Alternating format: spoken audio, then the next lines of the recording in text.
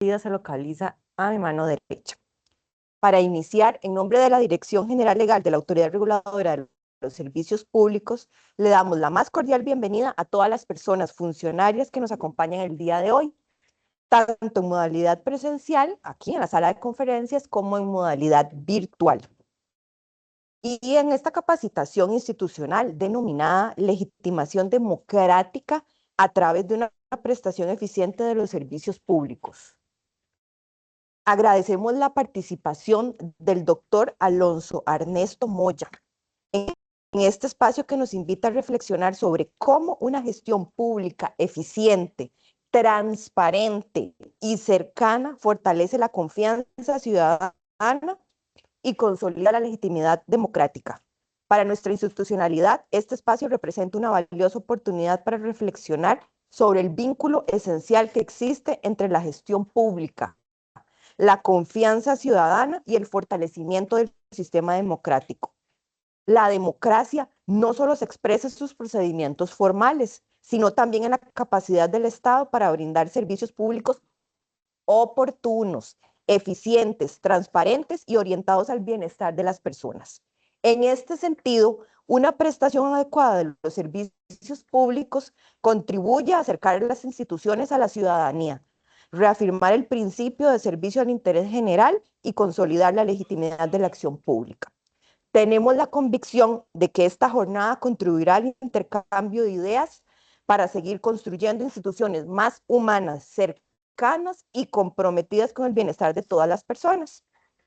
Para dar inicio formal a esta actividad, tendremos las palabras de la miembro de Junta Directiva de la Autoridad Reguladora de los Servicios Públicos, la señora Vivian Chávez Valverde, quien por compromisos propios de su cargo nos dirigirá su mensaje de manera virtual. Le invitamos cordialmente a darnos sus palabras.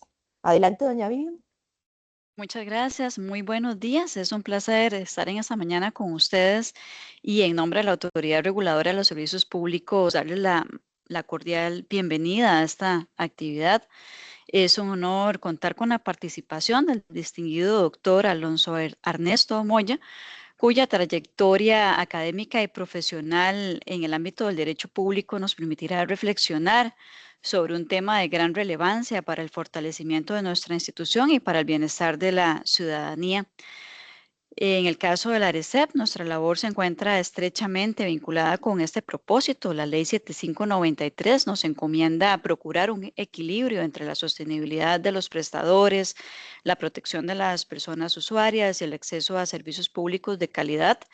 Alcanzar ese equilibrio exige decisiones técnicas transparentes y jurídicamente fundamentadas que fortalezcan a la confianza de la ciudadanía de nuestra institución. Espacios como estos, sin duda, contribuyen al intercambio de conocimientos y el análisis de los desafíos que enfrenta la regulación en un entorno caracterizado por constantes transformaciones tecnológicas, económicas y sociales. Y nuevamente agradezco de manera especial al doctor Alonso Arnesto por acompañarnos en esta actividad y también a doña Carol Solano y a la Dirección General de Asesoría Jurídica y Regulatoria la Dirección General Legal, discúlpeme, ahí me corrijo, por su organización y compromiso con la formación continua de nuestra institución.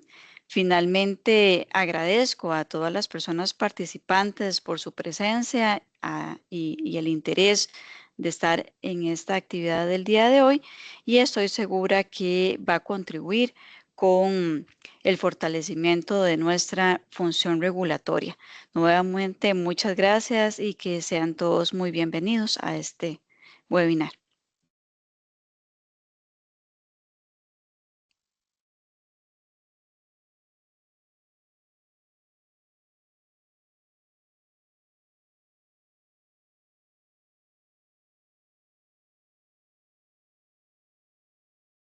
La máster Carol Solano Durán nos va a presentar al expositor del día de hoy. Adelante, por favor.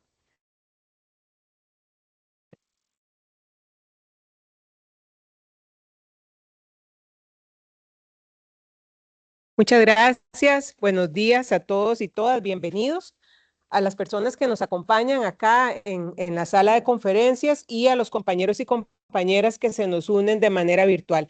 Para mí es un honor poder presentarles a Alonso, compañero y amigo de infancia. No vamos a decir de hace cuántos años fue que fuimos amigos de infancia, pero luego la vida nos retomó en la universidad y posteriormente en actividades académicas. Para mí es un honor y aprovecho para felicitarlo porque recientemente fue nombrado como Procurador General Adjunto de la República y bueno, pues eso es un honor más para nosotros de contar el día de hoy con su presencia y pues con ciertos acercamientos que hemos tenido con la Procuraduría. Precisamente lo vamos a ver en nuestro próximo Congreso de Regulación. En el panel de la Dirección General Legal también nos estará acompañando don Alonso. Ya entrando formalmente a la presentación, Alonso es licenciado en Derecho y notario público por la Universidad de Costa Rica, doctor en Derecho por la Universidad Carlos III de Madrid, cuya defensa de la tesis doctoral titulada El régimen jurídico del despliegue de las redes de nueva generación y de las redes de muy alta capacidad en el marco de la Unión Europea, recibió la calificación de sobresaliente cum laude. Asimismo, cuenta con un diplomado de estudios avanzados en Derecho Administrativo por la Universidad Complutense de Madrid. Ha ejercido como procurador en la Dirección de Derecho Público desde el año 2007, con experiencia en las ramas de Derecho Constitucional, Derecho Administrativo, Derecho Procesal Administrativo, Derecho Financiero, Derecho Bancario y Derecho de las Telecomunicaciones, entre otras materias. Y actualmente es el Procurador General Adjunto de la República desde el 2 de marzo del año 2026 a la fecha. Con sus amplios conocimientos, ha sido profesor de Derecho Administrativo de la Facultad de Derecho de la Universidad de Costa Rica en diferentes periodos y miembro de la Comisión Académica de Derecho Administrativo del Colegio de Abogados y Abogadas de Costa Rica en los años 2015 a 2019. Les pido un fuerte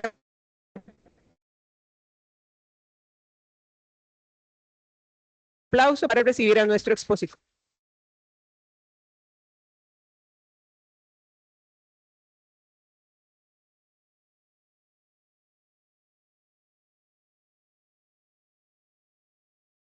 Bueno, muy buenos días. En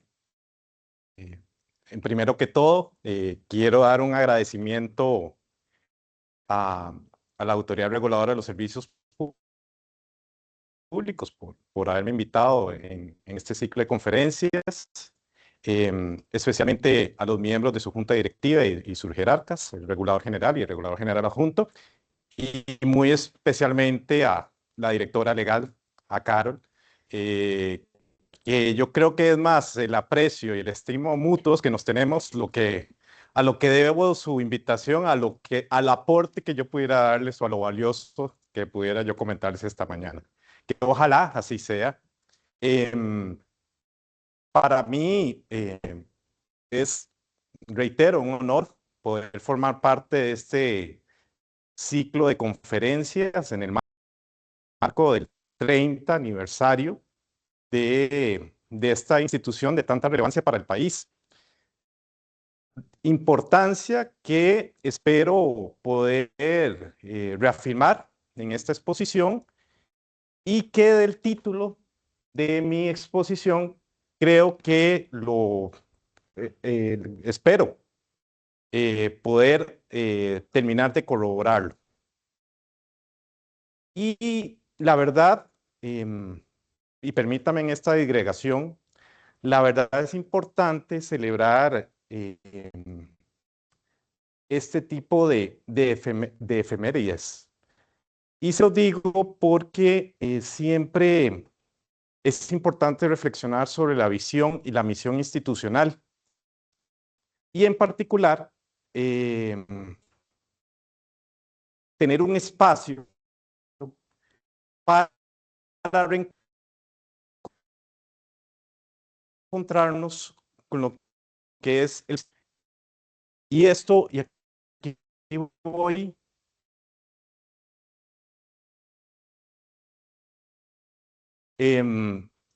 a un tema, a propósito de una presentación que nos dio la curaduría por esta especialista, Natalia Sánchez, que, dicho sea de paso, aprovecho para recomendar, si tienen la oportunidad, que nos dio una capacitación en el sentido de que es muy importante encontrarse con el propósito, entendido como esa convicción profunda de que el propio trabajo contribuye a algo más grande que uno mismo.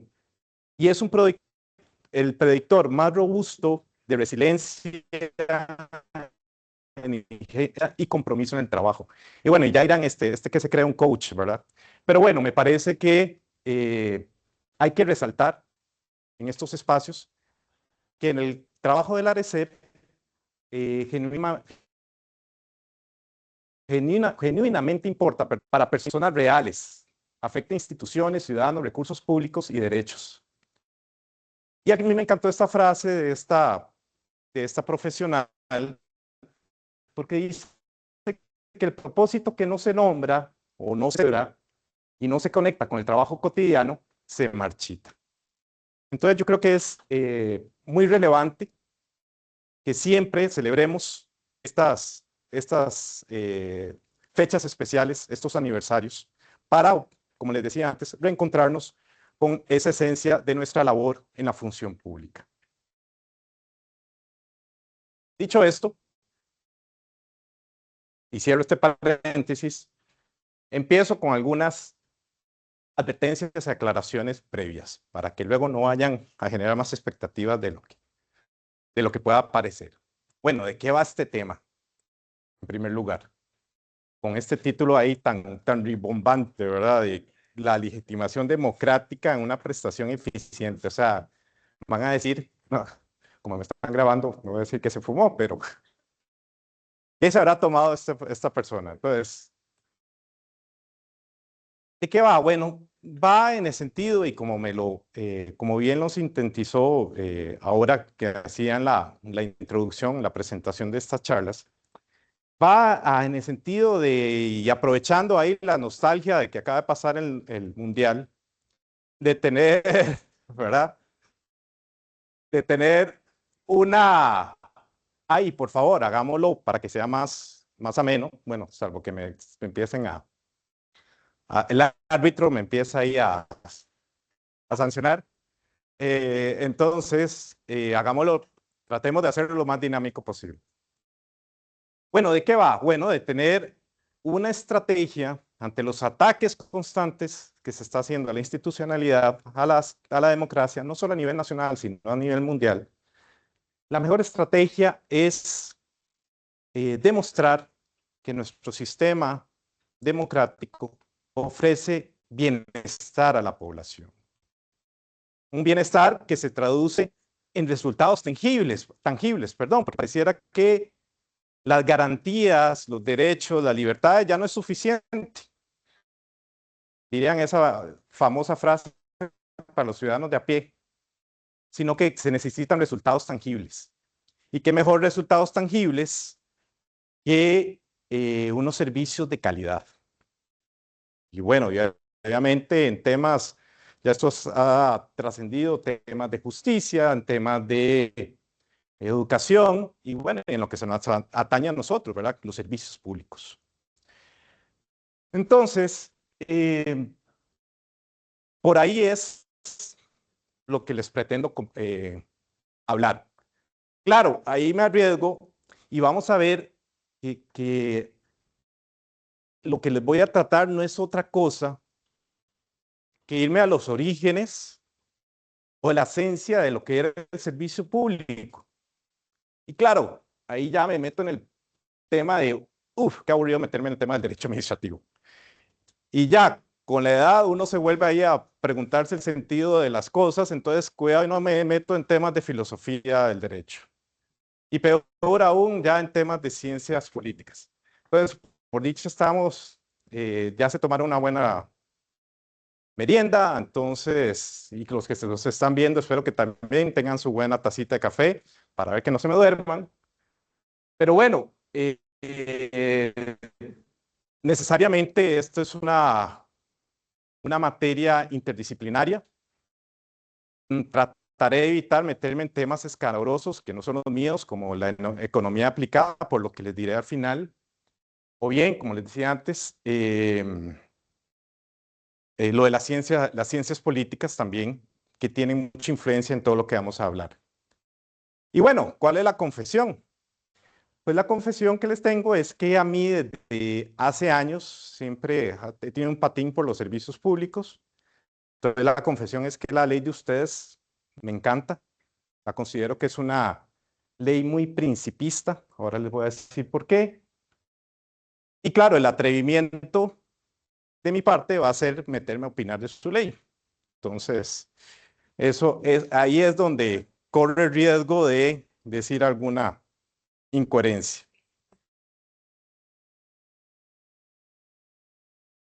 Y bueno, y aquí voy a recordar, porque era lo que les decía que me llamaba siempre la atención desde que estaba terminando la carrera y estaba recién estrenada la ley, que era lo que me gustaba, estos principios que se retoman. Objetivos fundamentales de la autoridad: asegurar que los servicios públicos se brinden de conformidad con el servicio al costo, que es lo que hace esa remisión normativa. Formular y velar porque se cumplan los requisitos de calidad, cantidad, oportunidad, continuidad y confiabilidad necesarios. Ojo con esto, ¿verdad? El artículo 5 vuelve a la carga. En los servicios públicos definidos en este artículo, la autoridad reguladora fijará precios y tarifas. Además, velará por el cumplimiento de las normas de calidad, cantidad, confiabilidad, continuidad, oportunidad y prestación óptima. Y luego tenemos el artículo 5, por si no bastaba, para que le quede claro a la gente, la autoridad reguladora, de nuevo, emitirá y publicará reglamentos técnicos que especifiquen las condiciones de cantidad, calidad, contabilidad, continuidad, oportunidad y prestación óptima, con la que deben suministrarse los servicios públicos. Vean que, y por eso les decía que para mí es una ley principista, porque vean cómo reiteran el articulado, y todavía me faltan otros artículos que citar. Entonces, pero vean qué reiterativa es esa idea esencial de garantizar la calidad, la continuidad de los servicios públicos, que conecta a su vez con otra ley que también para mí a mí me encanta, y dirán, o sea, no tiene hobbies, que le encantan las leyes, pero bueno, que es la Ley General de Administración Pública, ¿verdad? Su famoso artículo 4, que establece que la actividad de los entes públicos estará sujeta en su conjunto a los principios fundamentales del servicio público, para asegurar continuidad, eficiencia, adaptación e igualdad en el trato. Estas normas, ya sabemos, la Sala Constitucional de ahí ha derivado del derecho al buen funcionamiento de los servicios públicos. O sea, forma parte del bloque de constitucionalidad según lo ha establecido la Sala Constitucional. Y claro, lo que me encanta es que estas normas conectan a su vez con las famosas leyes de Roland, que es la igualdad, continuidad, inmutabilidad o adaptabilidad en el cambio. Que si uno se conecta del origen de estas leyes, pues esto es lo que les decía antes, nos remonta a la famosa escuela del servicio público, la escuela de Burdeos, en la cabeza de este señor, León Duguí.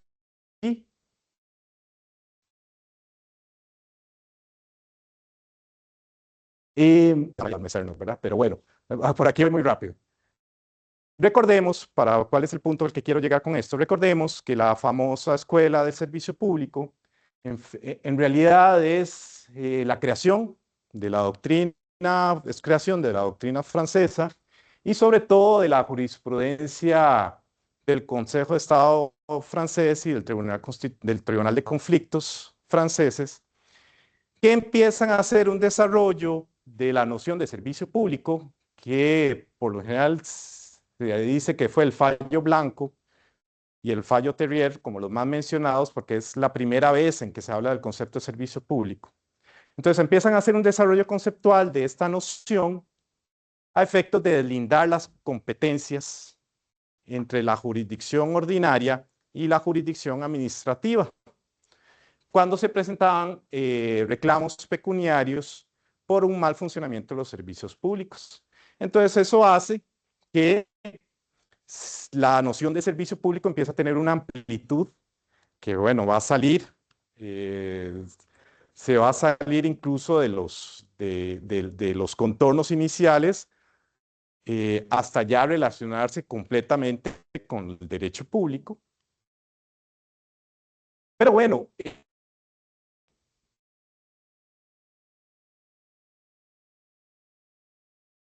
de esa noción, en la base, sin determinaciones que va a tener ese sintagma, en la base están las ideas de la solidaridad y la interdependencia social, que puede ser que sea el aporte doctrinal más importante que se hizo en este momento.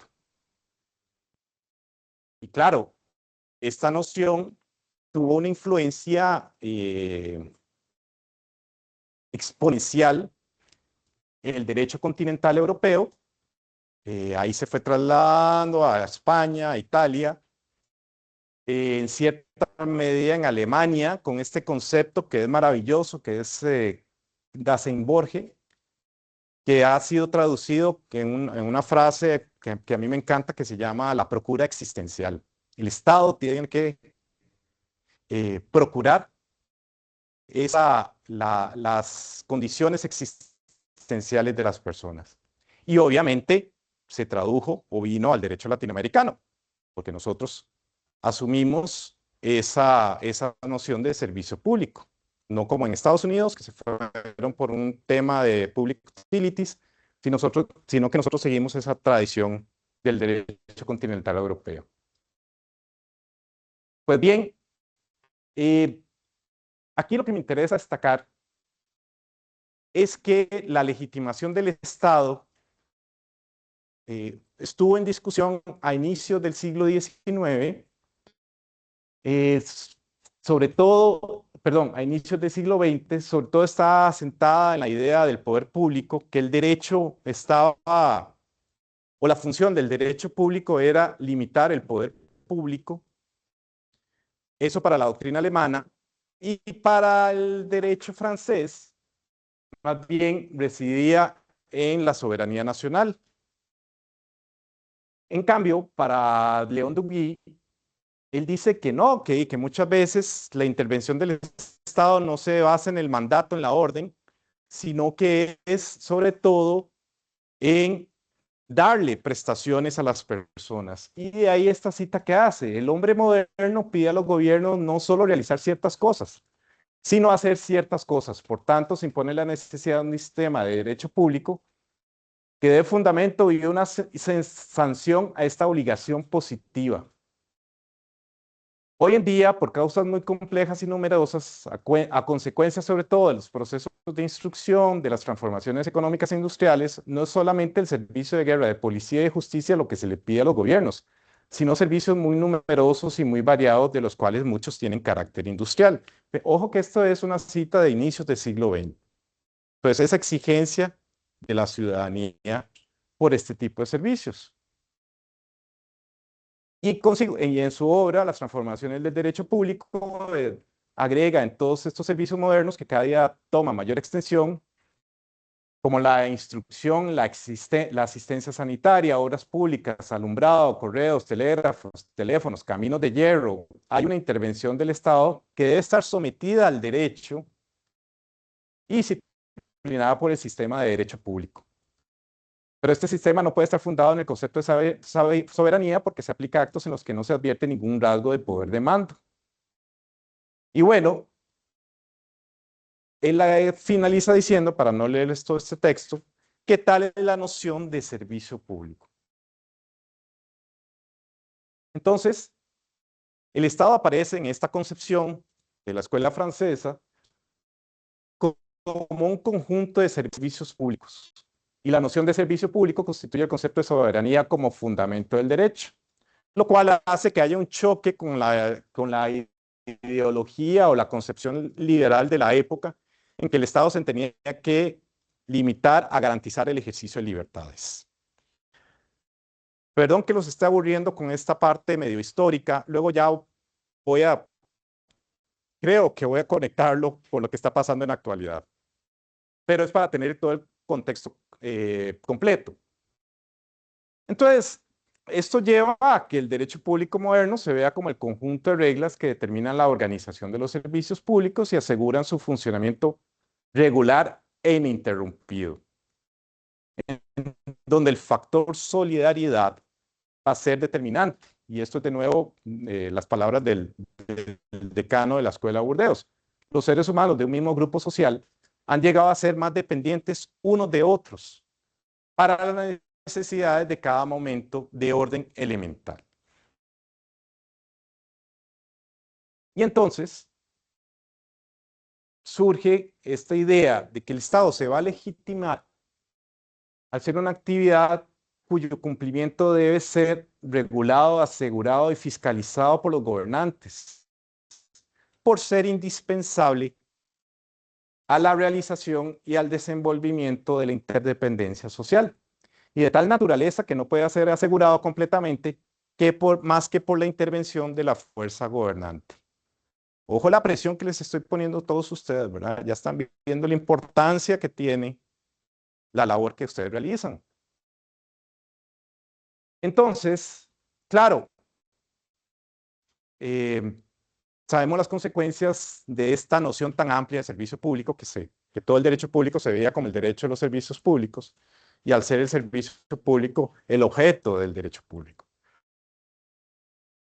La primera consecuencia fue una indeterminación o polisemia del término. No se sabía claramente a qué nos estábamos refiriendo cuando hablábamos de un servicio público. Y eso desata las famosas crisis que se empiezan a dar apenas cuando se estaban dando las primeras conceptualizaciones del servicio público, se empiezan a dar las primeras crisis del concepto, porque ya se empieza a dar las disociaciones en que ya no es solo la administración pública la que presta servicios públicos, sino que empiezan a haber particulares que los prestan. Ya no se trata solamente de una actividad pública que tiene que acudir a un régimen jurídico exorbitante o singular, sino que muchas veces los particulares, sobre todo cuando lo prestan particulares, no tiene que utilizar un régimen exorbitante, no hay necesidad de imponerse a los demás. Y adicionalmente, ya los casos no solo se ven por la jurisdicción administrativa, sino que muchas veces, al ser conflictos entre particulares, se pasa a la jurisdicción ordinaria. Bueno, toda esta introducción para luego ver las justificaciones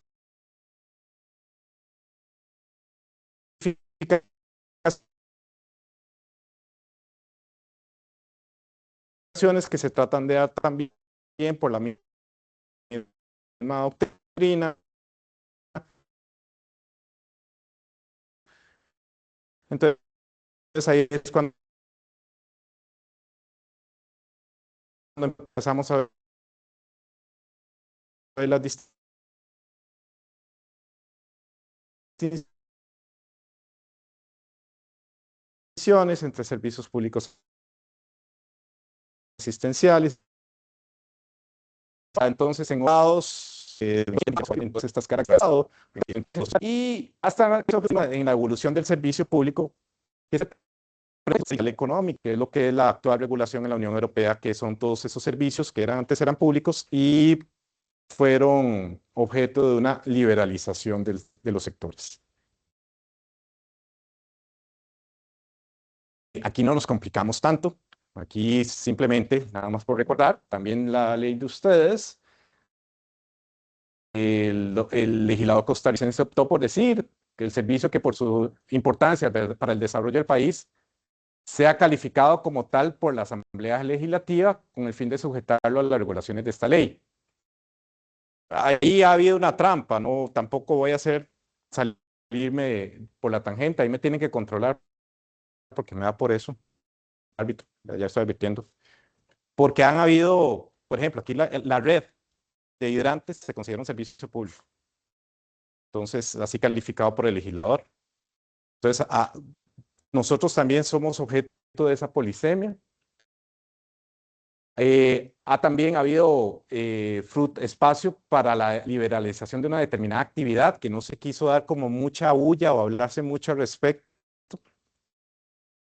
con la derogatoria del inciso B, con el tema de las telecomunicaciones y su apertura, en donde tenemos también aquí la prestación de servicios de indudable interés público en un marco de competencia.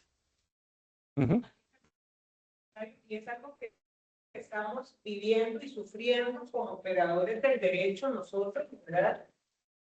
Han sido estas reformas legislativas que vos lo hacías muy bien, ¿verdad? La concepción en la Unión Europea de servicios económicos de interés general es para migrar a un régimen en competencia, pero aquí hacen un mix, ¿verdad? Copiamos algunas cosas, pero no damos todas las herramientas al ente regulador. Por ejemplo, la ley 10.086, ¿verdad? Nos dice expresamente que estos servicios de generación distribuida para autoconsumo, si se inyectan a la red, entonces se convierten en estos servicios económicos de interés general y nos da algunas competencias. Pero precisamente ahora lo estamos viviendo justamente en la dirección, haciendo procedimientos administrativos sancionatorios cuando hay algún conflicto entre esos prestadores, ¿verdad? Tenemos recientemente la ley de carga para vehículos eléctricos, que también dice, son servicios económicos de interés general y la autoridad reguladora se le va a pagar un canon y tiene que fiscalizar y calidad. Y también pues, hay un proyecto de ley ahorita muy en boga en la Asamblea Legislativa con el tema de prestación no autorizada del servicio, ¿verdad? Lo que van a cambiar, a migrar a un sistema mix entre el taxi, ¿verdad? Y estas plataformas denominando servicio económico de interés general, donde no salimos del todo. Entonces, es como complejo, ¿verdad? Que lamentablemente el derecho va por detrás de la realidad, ¿verdad? Y tenemos nosotros como ente regulador que adaptarnos a estos cambios legales que nos genera pues bastante complejidad a la hora de aplicarlos. No, totalmente. Es el fenómeno, hay que acordarnos que muchos de y si para no salirme de la línea, pero tenés toda la razón, hay que acordarnos que mucho del proceso de liberalización de los antiguos servicios públicos, con la resistencia sobre todo de Francia, pero que tenía que en cierta forma ceder porque era normativa europea que venía de Bruselas. Pero bueno, mucho se da no solo por temas de generar un mercado económico más amplio, el cual pueda competir con los mercados de Estados Unidos y Asia, sino también factor tecnológico, ¿verdad? En que se rompen los famosos monopolios naturales.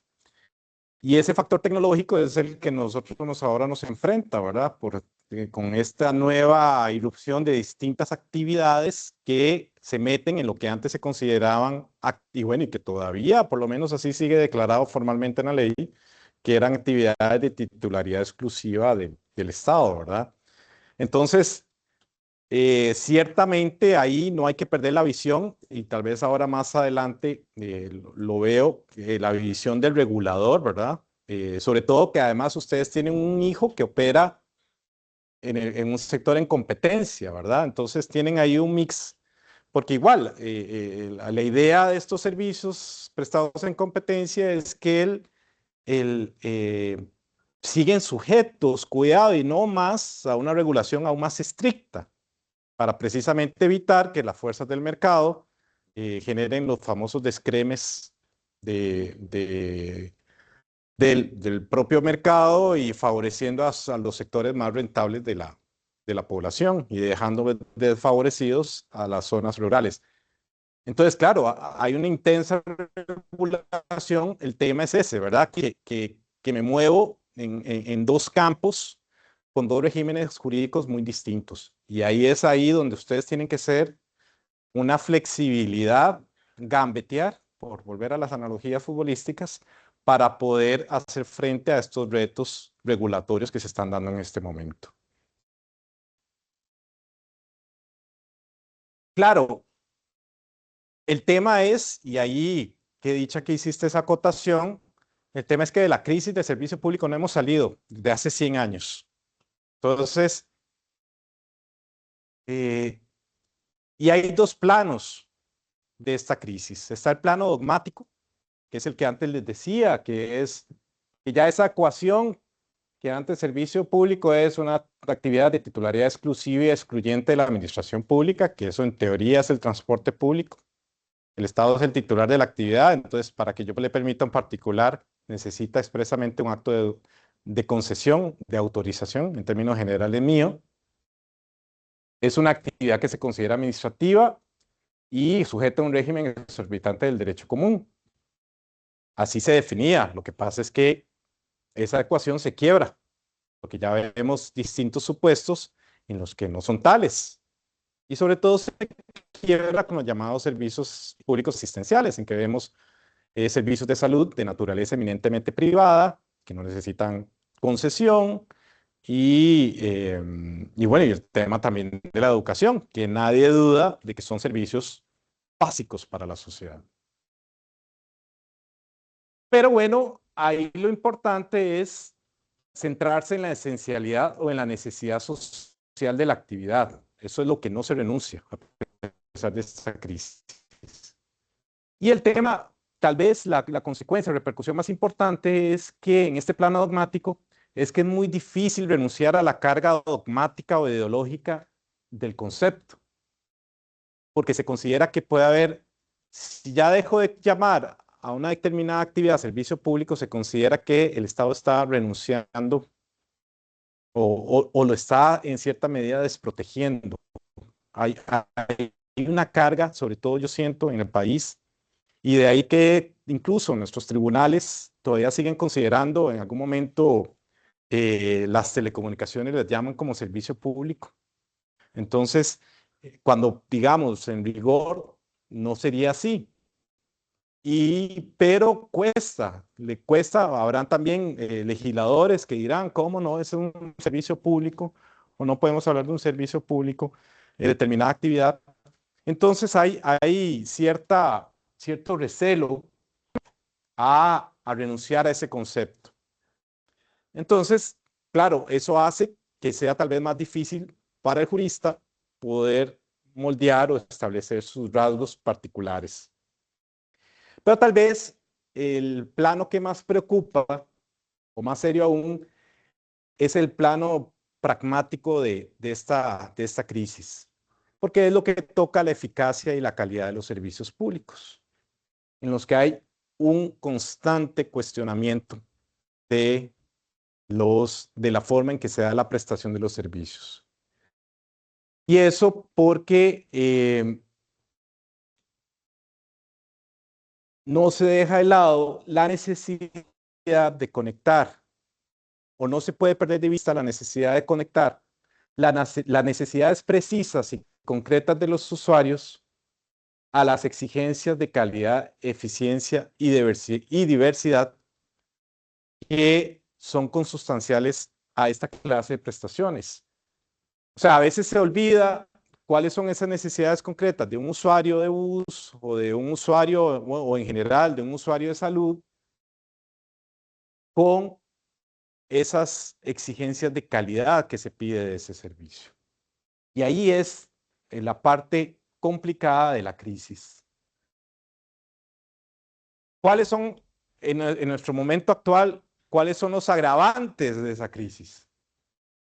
Bueno, el principal agravante es que la crisis del servicio público arrastra al Estado Social de Derecho, porque los servicios públicos se han configurado como ese reducto esencial del Estado Social de Derecho y la parte más estimable de esta clase de Estado social, de esta clase de Estado, perdón, frente al Estado liberal.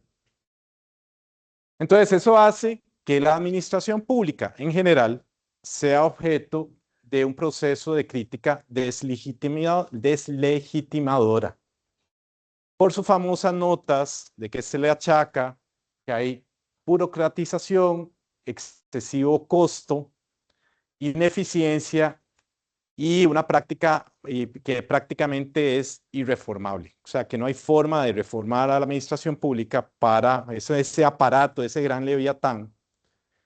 Y claro, aparecen las famosas recetas, que eso viene desde los tiempos de los años 90, con los famosos programas de ajuste estructural, de privatizar, y que todavía y aún siguen resonando, privatizar la administración, del tema de la austeridad, con lo que supone el recorte de gasto social, adelgazar al Estado y claro, ya últimamente aplicarle la motosierra, ¿verdad? Que es en el caso más extremo, recordarán, del presidente de Argentina, de Milei.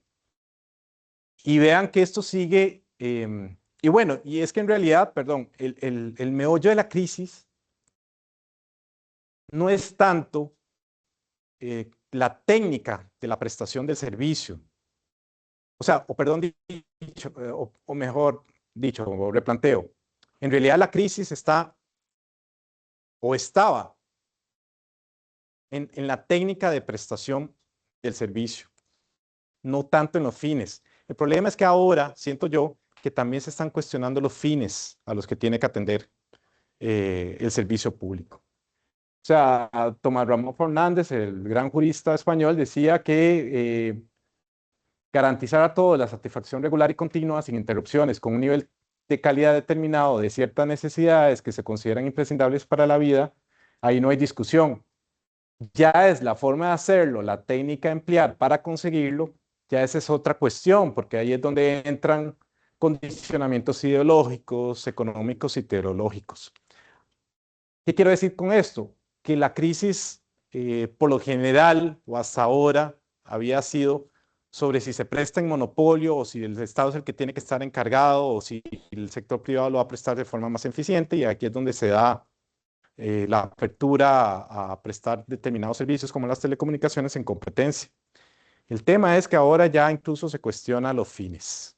Si el Estado tiene que estar velando por esos fines de cohesión y solidaridad. Y vean que el tema es reciente, esta noticia desde el periódico El País, del periódico español, en la edición americana, en la que habla que la revolución de seguros que impulsa Milei, pólizas y agencias privadas para erradicar los servicios públicos.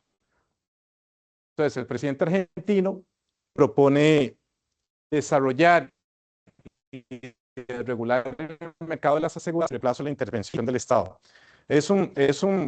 Me tengo un momentito, es un tema un poco complicado. Obviamente, este es el extremo, no solo en el extremo sur, pero bueno, es reflejo de un movimiento que está generando adeptos, sobre todo con esta tendencia en Latinoamérica de inclinación de gobiernos de derecha.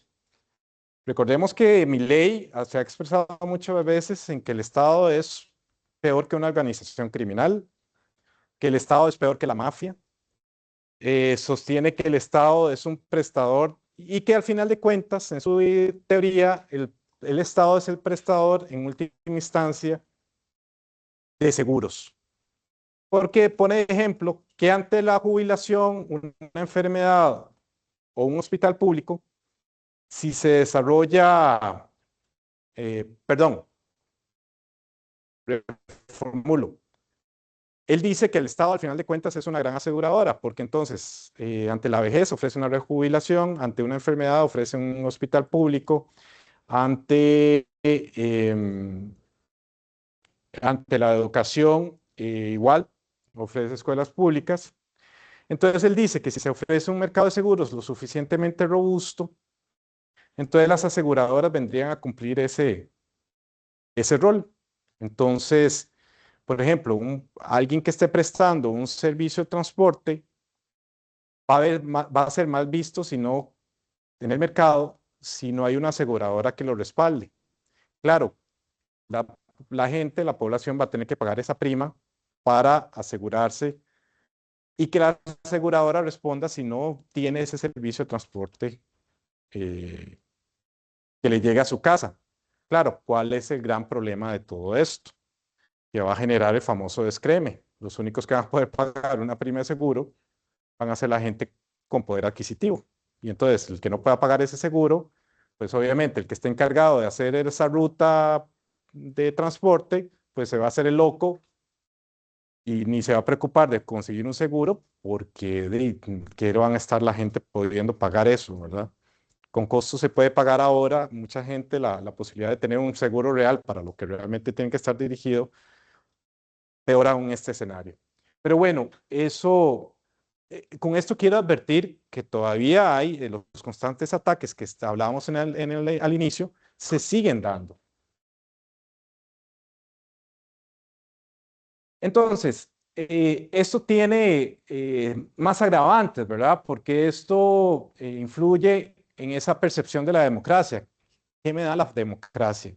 O sea, ¿qué me ofrece? O sea, ¿qué son esos resultados? O sea, como les decía antes, se dejan valorar los derechos y libertades porque no me ofrece resultados tangibles. Entonces ya hay esa apuesta y eso es mundial, ¿verdad? Eso es una tendencia mundial hacia el autoritarismo, porque ese es el que efectivamente me puede tomar acciones claras sin tanta burocracia.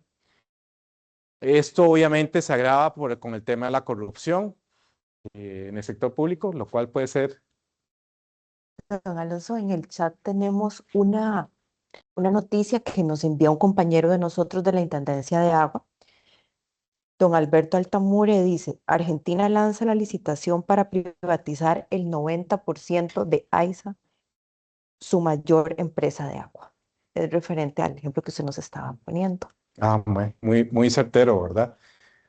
Obviamente, como les decía, como si ya no quedaran suficientes espacios que no estuvieran ya sujetos o privatizados en Argentina, ¿verdad? Y que muchas veces ve ahí la crisis que está pasando en este momento. Y bueno, y aunque se pudiera considerar que estamos muy lejos de eso, la verdad es que estamos viendo que eso es una tendencia en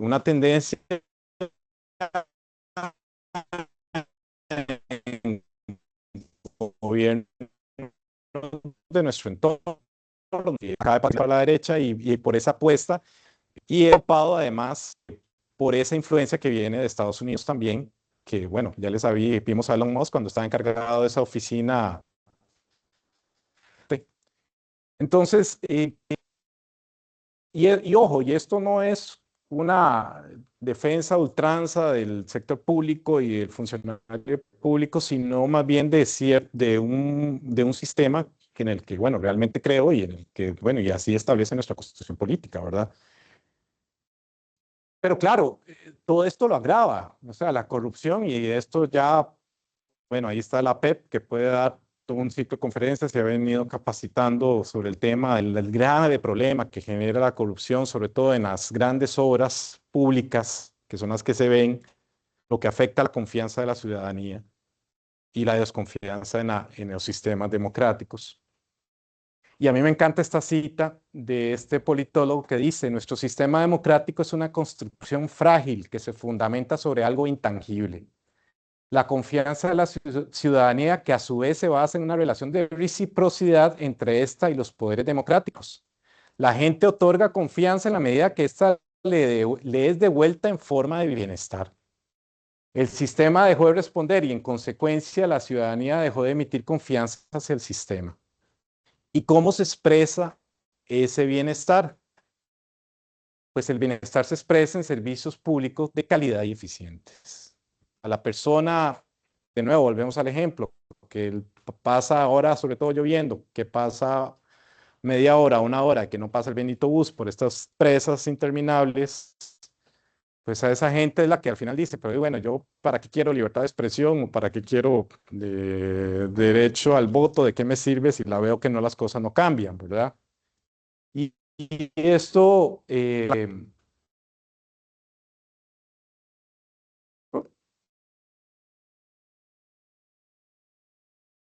y esto se expresa, bueno, en el porcentaje, en el reciente estudio de la OCDE, el porcentaje de la población que manifiesta diferentes niveles de confianza en su gobierno nacional. Aquí está Costa Rica, en un nivel que tiene una confianza alta o moderada en su gobierno, y el porcentaje de cerca de un 39%, ¿verdad? Entonces, esta es una tendencia que, bueno, que es, como les decía, global, de que la población ya de esa confianza de que hablaba la cita del artículo, pues cada vez va en picada. Bueno, ¿qué hacer ante esta crisis? Y bueno, aquí son unas reflexiones. Obviamente el papel del Estado regulador, como les decía a ustedes, vaya responsabilidad que tienen. Bueno, en realidad tenemos todos como funcionarios públicos, cada uno en nuestro marco de competencia, pero las buenas prácticas regulatorias, la seguridad jurídica, que siempre es relevante como parte de esas mejores prácticas, que tiene que garantizarse, sobre todo si se va a pedir en estos modelos de colaboración, APPs, siempre para el inversor privado siempre es determinante. La participación ciudadana, que de nuevo por eso me gusta tanto la ley de ustedes, en que se le da esa participación ciudadana en la fijación de tarifas. Obviamente no podemos negarla, esa famosa inteligencia artificial, ustedes deben de estar diciendo, o sea, siempre uno tiene que mencionarla de alguna forma, la inteligencia artificial, para quedar que uno sabe algo. Pero es cierto, o sea, al final de cuentas responde al principio de esa ley de Roland, o a lo que establece su ley y la Ley General de Administración Pública, que es la adaptabilidad en el cambio. Hay que incorporar las nuevas tecnologías en la prestación de servicios. De hecho, en los congresos anteriores que hacía la ARECEP, en las experiencias, me acuerdo del sistema para medir los desperdicios de agua, en la medición, que ya estaban aplicando sistemas de inteligencia artificial, lo cual me pareció súper interesante. Eso es lo que hay que hacer, es lo que hay que potenciar, a usarlas en provecho para precisamente dar un servicio más eficiente. Y luego el tema más reciente, que es lo que está más en boga, que es la evaluación económica para su incorporación en la actuación de las administraciones públicas, que contribuye a la mejora de la eficiencia en la toma de decisiones. Es decir, cómo juzgar si una política pública es socialmente deseable antes de comprometer los recursos requeridos para su ejecución. Y ya sobre esto ya voy a volver, ya casi les prometo, ya estoy terminando. Nada más quería recordar de estas otras normas que no les había citado. De nuevo, no les estoy metiendo presión, pero qué fuerte, dirían los españoles. Obligaciones de la autoridad reguladora. Realizar inspecciones técnicas de propiedades, plantas y equipos destinados a prestar el servicio público cuando lo estime conveniente para verificar calidad, confiabilidad, continuidad.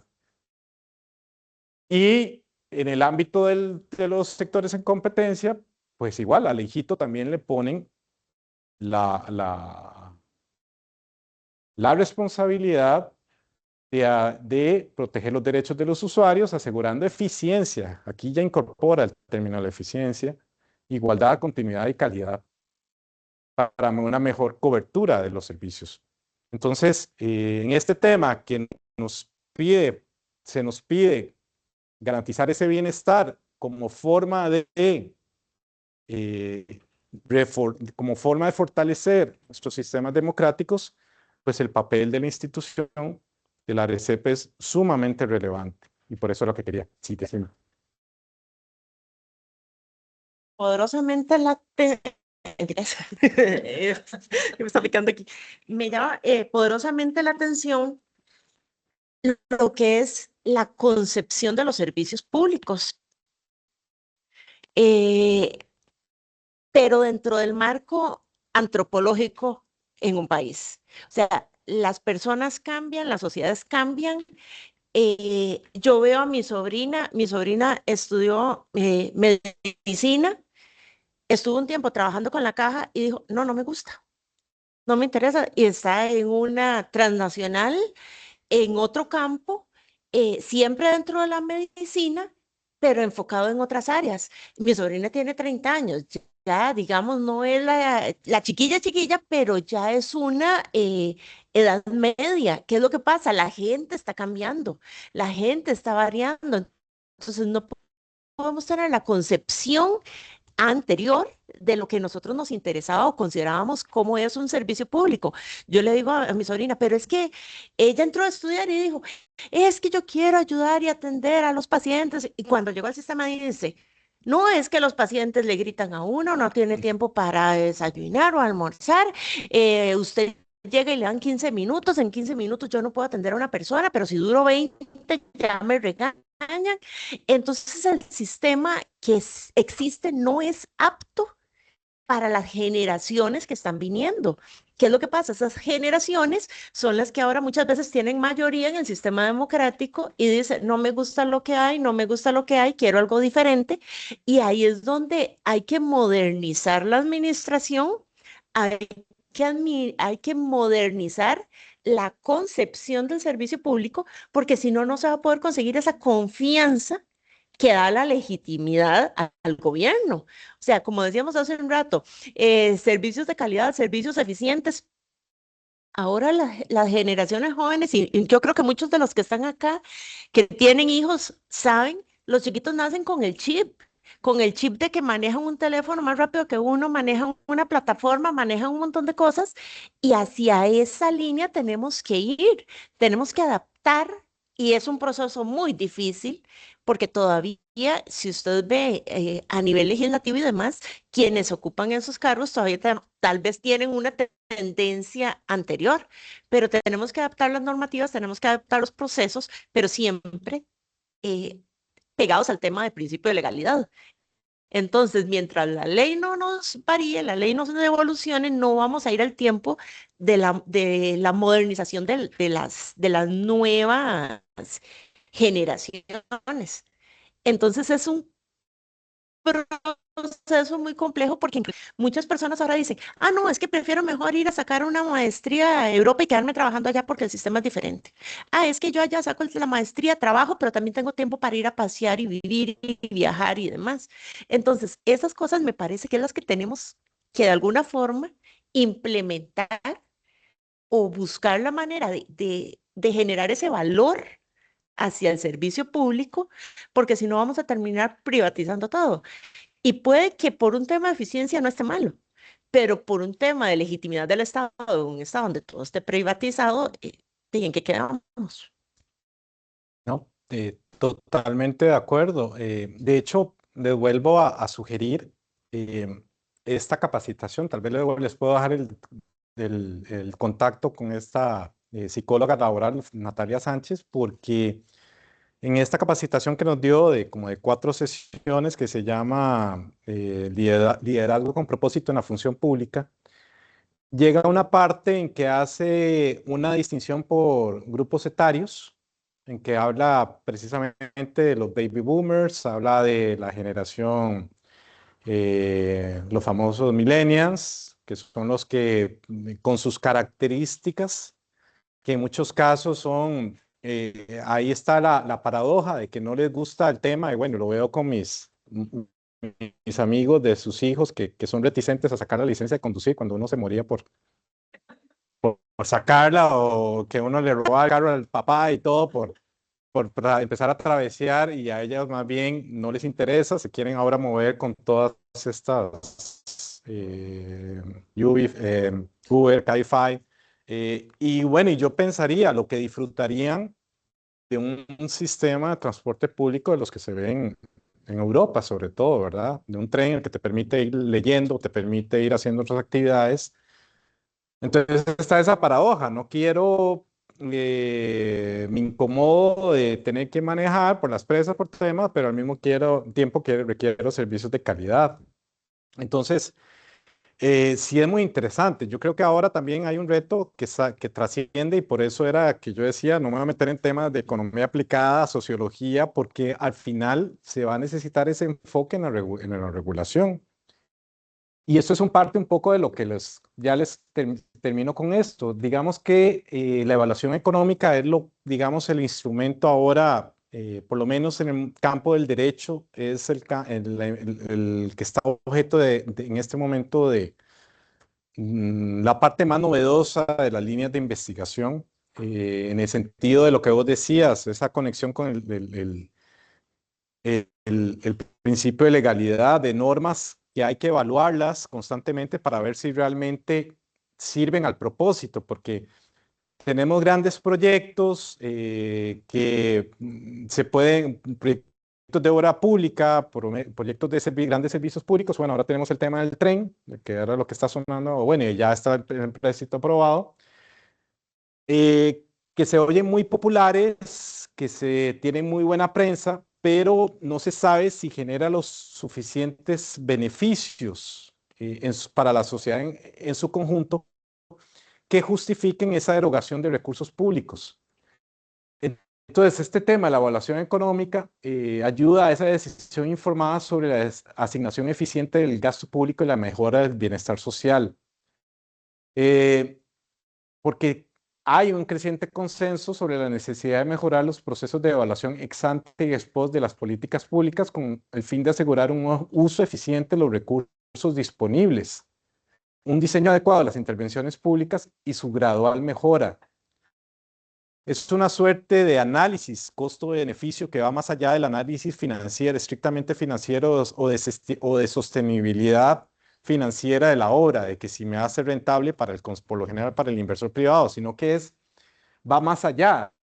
Es determinar si un proyecto de servicio público genera beneficios suficientes para la sociedad en su conjunto que justifiquen la pérdida de bienestar derivada de lo que deje de hacerse con los recursos que va a absorber ese proyecto, lo que se llama el contrafactual, en un contexto habitual de restricción presupuestaria. Es decir, en el contexto actual de déficit fiscal, de restricción, que por lo menos nosotros que estamos sujetos al presupuesto nacional, se nos pidió, y lo hemos estado viendo en prensa, que tenemos que reducir un porcentaje importante de nuestro presupuesto y que para el otro año va peor. Este análisis permite saber, ok, tengo estos recursos, o sea, ok, este proyecto va a ser realmente, va a impactar, va a generar más beneficio de lo que me podría generar este otro proyecto. Entonces, por eso es que es un análisis que trasciende. Y el derecho ahora se está metiendo en eso, porque de hecho va a ser muy interesante porque se ha dicho que el derecho ha estado muy enfocado hasta ahora en el principio de eficacia. Y bueno, y los fallos de la Sala Constitucional nos recuerdan si los servicios públicos son eficaces, pero sin medir tanto o sin contar con instrumentos normativos para medir la eficiencia, que también estoy empleando los recursos públicos. Entonces, por eso es un campo ahora muy innovador del derecho público. Entonces, se trata de ver ese estado de eficiencia o del coste-beneficio caracterizado por una política de supervisión regulatoria que es una verdadera metaregulación o regulación de la regulación que se aplica con la finalidad de mejorar la intervención pública, procurando hacerla más eficiente a través de la evaluación económica de su impacto. Entonces, se los dejo plasmado. Eso es, digamos, que es la tendencia actual en el derecho administrativo y, bueno, y en el campo de la regulación, medir ese coste que es, como les decía antes, más que ese coste de oportunidad, coste de beneficio, perdón, porque al final de cuentas es eso, ¿verdad? Es cómo nosotros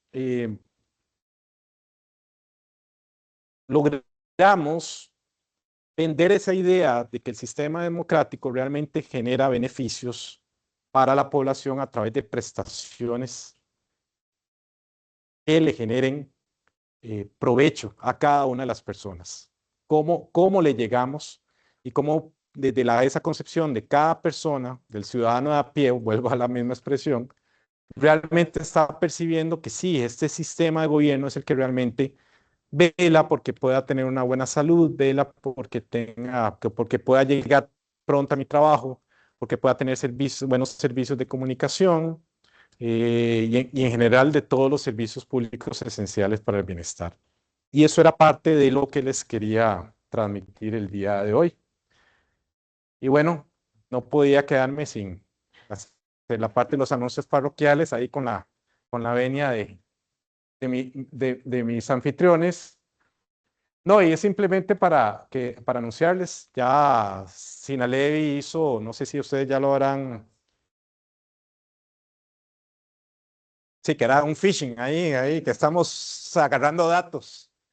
No, no, todavía no se ha hecho, como le explicaba Carol, todavía no se ha hecho un anuncio oficial, porque apenas fue ayer que se lanzó la nueva página de Sinalevi.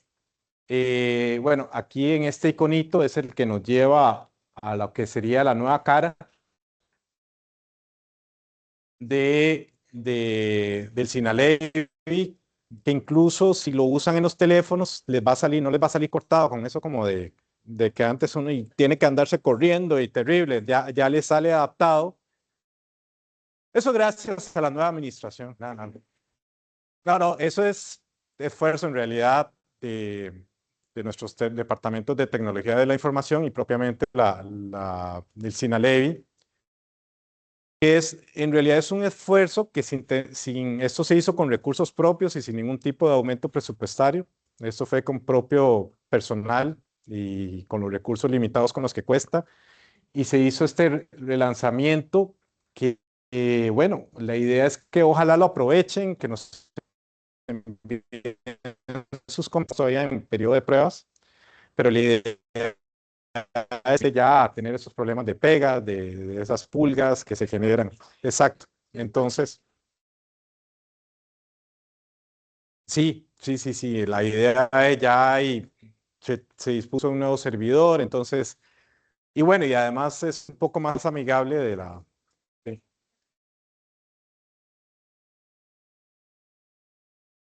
Mira, aquí no hubiera sido buenísimo.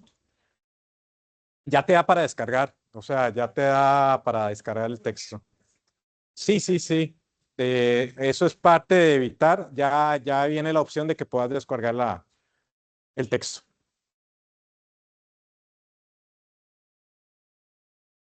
Esto es propiamente Sinalevi, la parte de las normas. De hecho, obviamente con la conexión de Nexus, próximamente se va a conectar la jurisprudencia de la Contraloría. Entonces, todavía no se tiene el tiempo después, pero ya se está en conversaciones bueno, no, en conversaciones no, ya se está trabajando para que ya también la jurisprudencia de la Contraloría esté conectada. Y bueno, sí, totalmente. Pero bueno, esto era lo que les quería contar y creo que no me pasé.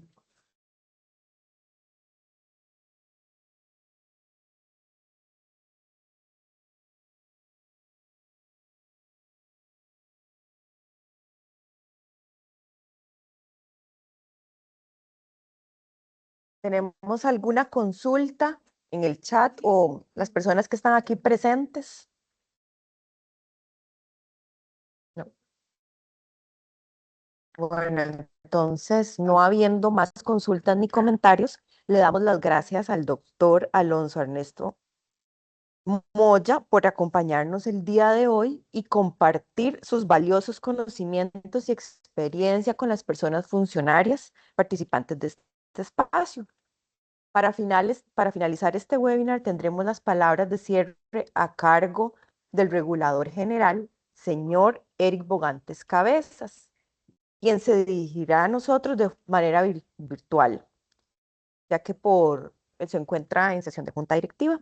Entonces, don Eric, lo invitamos para que nos dé su mensaje. Adelante, don Eric, por favor. Muchas gracias, Rosemary. Saludos a toda la audiencia, a quienes están en modo virtual y a quienes están también presencialmente ya en la RECEP. Y me disculpo porque, como le indicó Rosemary, estoy en medio de una sesión de junta directiva, entonces solamente pude acompañarlos unos minutos al inicio de la sesión. No pude escuchar toda la conferencia del doctor Ernesto Moya, al quien le agradezco muchísimo por el tiempo que nos ha dedicado esta mañana. También le agradezco a doña Carol y a la Dirección General Legal por la organización de este webinar y a doña Rosemary por la moderación de la actividad.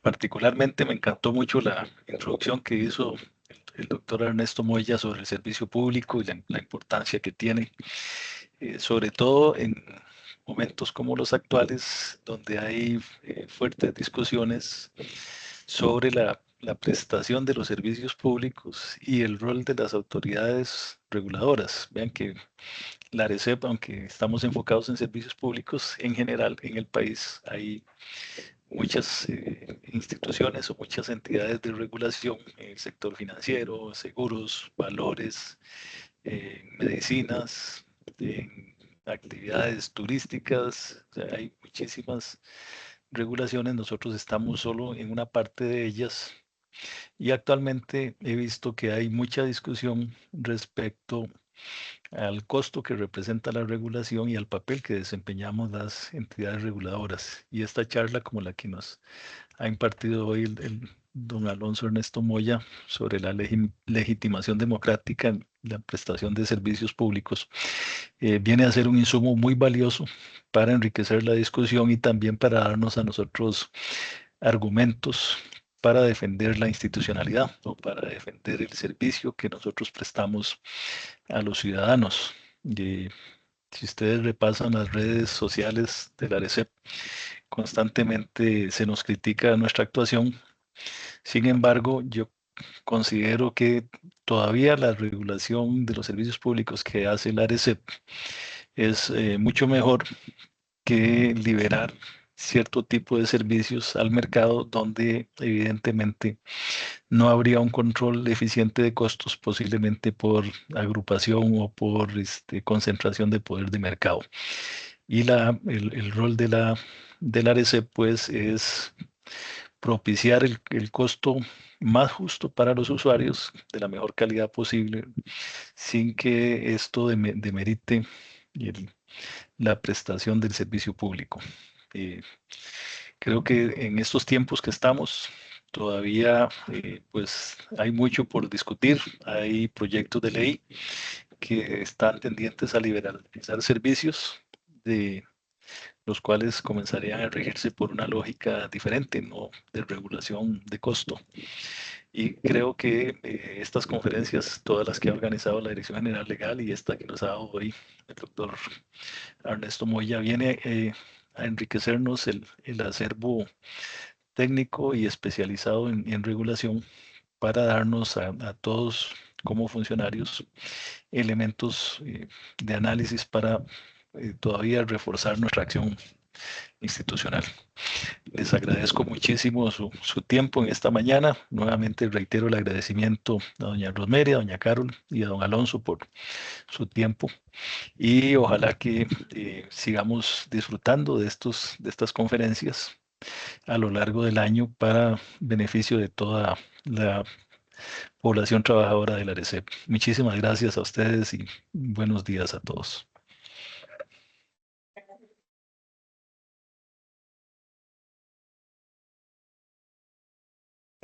Tenemos una pregunta de una compañera.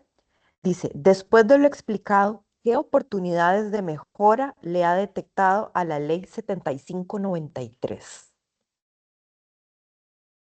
Híjole. Tenía que cerrar.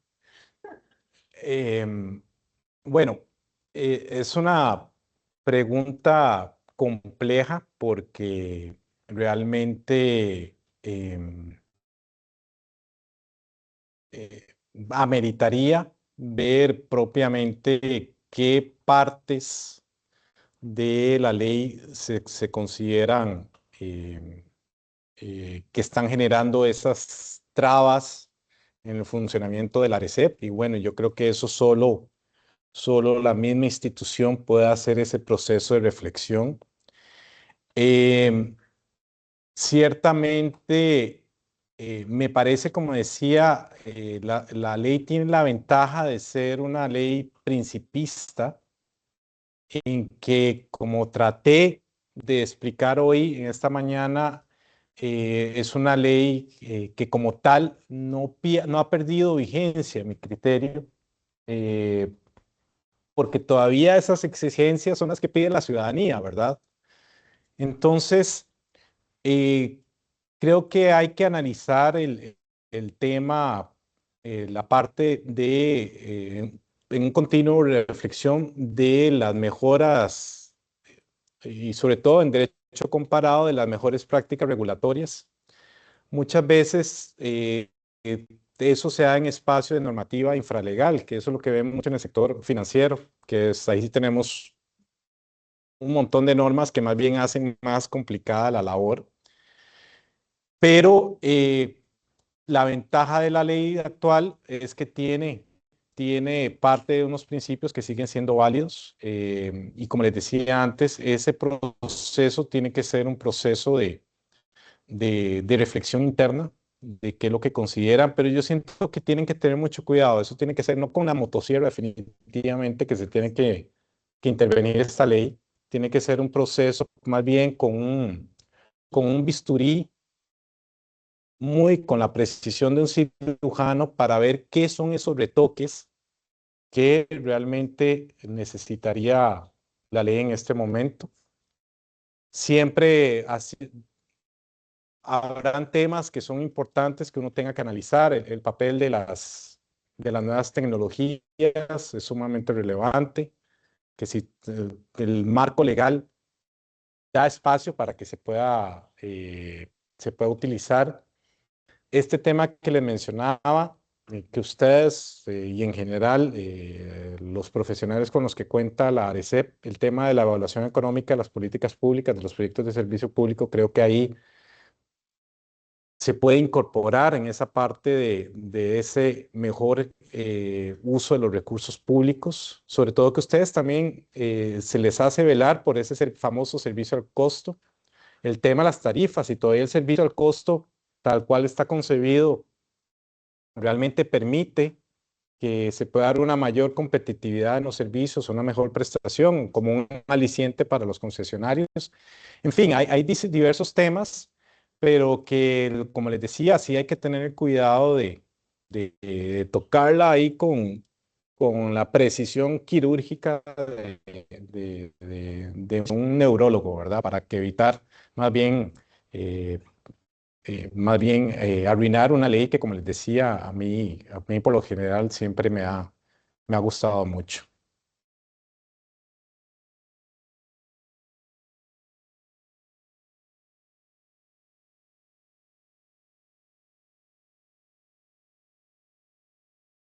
En el chat le ponen que muchas gracias. Muy buena presentación. Muchas gracias por los aportes. Encantado de nuevo. Y le reitero más bien el agradecimiento es mío.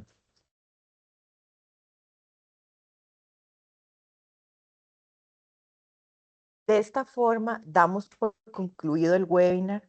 Esperamos que este encuentro nos inspire a seguir construyendo desde cada ámbito de responsabilidad, instituciones más cercanas, servicios más humanos y una democracia cada vez más sólida y participativa. Antes de despedirnos, les extendemos una cordial invitación a participar en nuestro próximo webinar institucional en el marco del 30 aniversario de la ARECEP, que se realizará en la sala de conferencias del Auditorio Eduardo Ortiz del Colegio de Abogados y Abogadas de Costa Rica, el 21 de agosto a las 10 de la mañana, cuyo tema es aplicación del principio de razonabilidad y proporcionalidad en la imposición de multas administrativas, análisis del artículo 38 de la Ley 7593, con el expositor Alex Rojas Ortega, quien es doctor en Derecho y juez del Tribunal Contencioso Administrativo y Civil de Hacienda. Esperamos contar nuevamente con su valiosa participación. A todos y todas ustedes, muchas gracias por acompañarnos y muy buenos días.